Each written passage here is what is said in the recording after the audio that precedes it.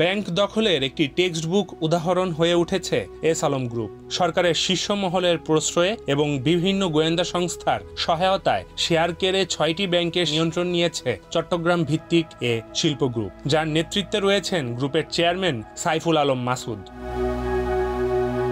আওয়ামী লীগ সরকারের সঙ্গে ঘনিষ্ঠ সম্পর্ক গড়ে ব্যাংক দখলের মাধ্যমে এস আলম গ্রুপ নামে বেনামে বিপুল অঙ্কের ঋণ নিয়ে সেসব অর্থ পাচার করেছেন।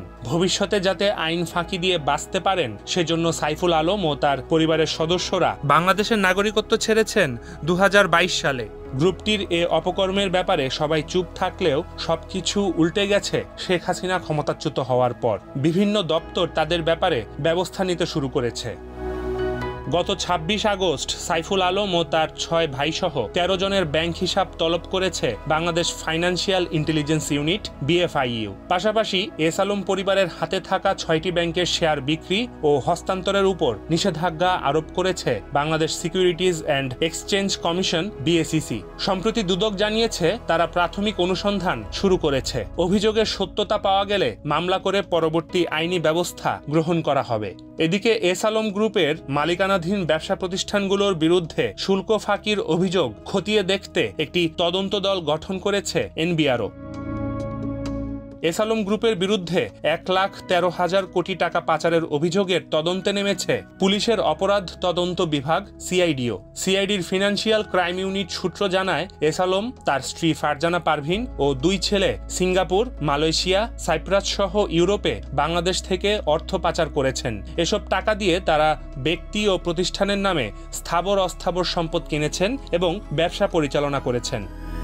অভিযোগ আছে পাচারকৃত অর্থে সিঙ্গাপুরে ২৪৫ কোটি ৭৪ লক্ষ টাকা পরিশোধিত মূলধনের ক্যানালি লজিস্টিক প্রাইভেট লিমিটেড প্রতিষ্ঠা করেছেন সাইফুল আলম। এছাড়া ভুয়া নথি তৈরি, জাল জালিয়াতি ও প্রতারণার আশ্রয় নিয়ে বিদেশে পণ্য আমদানি রপ্তানি ও বিনিয়োগের উদ্দেশ্যে নামে বেনামে ৬টি ব্যাংক থেকে ৯৫,০০০ কোটি টাকা ঋণ নিয়ে আত্মসাৎ করে বিদেশে পাচার করেছে তার প্রতিষ্ঠানগুলো।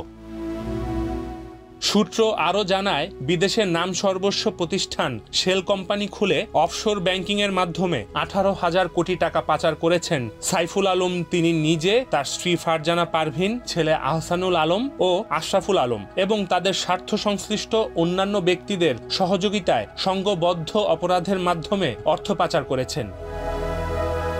ব্যাংক কোম্পানি আইন ভেঙে সাইফুল আলম ও তার পরিবারের সদস্যরা নজিরবিহীনভাবে ৬টি ব্যাংকের বড় অঙ্কের শেয়ার দখলে নিয়ে ব্যাংকগুলোই দখল করে নেন। ব্যাংকগুলো হলো ইসলামী ব্যাংক, সোশ্যাল ইসলামী ব্যাংক, ফার্স্ট সিকিউরিটি ইসলামী ব্যাংক, ইউনিয়ন ব্যাংক, গ্লোবাল ইসলামী ব্যাংক এবং কমার্স ব্যাংক।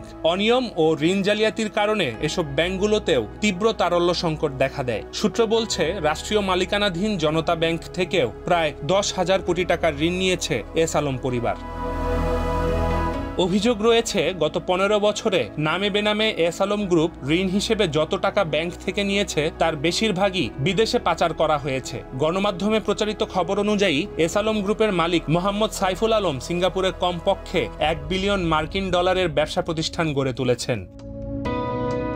সম্প্রতি নবনিযুক্ত কেন্দ্রীয় ব্যাংকের governor doctor Ahsan H Mansur আশ্বস্ত করেছেন যে এস আলমের সম্পদ বিক্রি করে পাওনাদারদের অর্থ ফেরত দেওয়া হবে। তবে বিশ্লেষকদের মতে এস আলমের অনেক সম্পদই অতি মূল্যায়িত। সম্প্রতি সেন্টার ফর পলিসি ডায়ালগ CPDর নির্বাহী পরিচালক ডক্টর ফাহমিদা খাতুন গণমাধ্যমে বলেছেন, প্রতারকরা প্রায়ই মিথ্যা তথ্য দিয়ে এবং মূল্য বেশি দেখিয়ে সম্পদ মর্টগেজ রেখে ঋণ নেয়। তিনি বিশ্বাস করেন এস আলম গ্রুপের সম্পদ ১.৫ লাখ কোটি টাকা নয়, বরং এটি অতি মূল্যায়িত।